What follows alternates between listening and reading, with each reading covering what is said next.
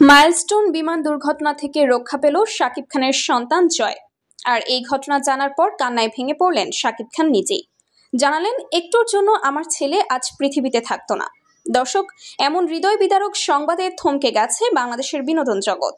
সবাই একটাই প্রশ্ন করছে, আব্রাহাম খান জয় কি সত্যি একটি ভয়ঙ্কর দুর্ঘটনার হাত থেকে বেঁচে ফিরেছে? চলুন জেনে নিই পুরো ঘটনা।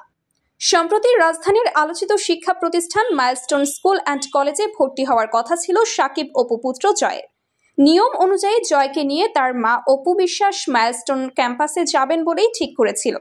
কিন্তু যেদিন মাইলস্টোনে সেই ঘটনাটি ঘটে, সেদিন শেষ মুহূর্তে কোনো এক ব্যস্ততার কারণে জয়কে নিয়ে ক্যাম্পাসে যাওয়া বাতিল করেছিল অপু।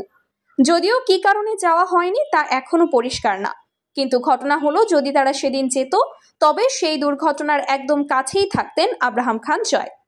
এক সাক্ষাৎকারে শাকিব খান বলেন, আমি শুনে স্তব্ধ হয়ে গেছি। জয় আমার চোখের মণি। আমি কিছুতেই ভাবতে পারছি না কি হতো যদি সে ঠিক সময়ে সেখানে থাকতো। আমি বারবার শুধু আল্লাহর কাছে শুকরিয়া আদায় করেছি। শাকিব আরও বলেন, আমরা সব সময় চাই ও একটা স্বাভাবিক জীবন পাক, কিন্তু কখনো কখনো মনে হয় তার নামের সাথেই যেন ভাগ্যও খেলা করে। জয় শুধু আমার সন্তান না, সে আমার কাছে ভালোবাসার প্রতীক। এই ঘটনাকে কেন্দ্র করে মাইলস্টোন স্কুল কর্তৃপক্ষ ও আইন শৃঙ্খলা বাহিনীও ঘটনার তদন্ত শুরু করেছে, তবে এখনও কোনো আনুষ্ঠানিক প্রতিবেদন আসেনি। এদিকে অপু বিশ্বাসও সোশ্যাল মিডিয়ায় লিখেছেন, আজ আমার মায়ের কথাই ঠিক হলো। মা বলেছিল আজ যেও না, আমি শুনেছিলাম, হয়তো সেই মায়ের আশীর্বাদেই জয় বেঁচে গেল।